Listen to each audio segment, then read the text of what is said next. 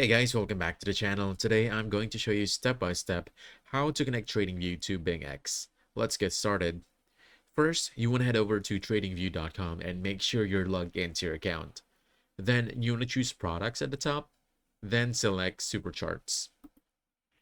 Once in, you should see your trading chart. Now look at the bottom of the screen. You'll see there an option called trading panel, this one.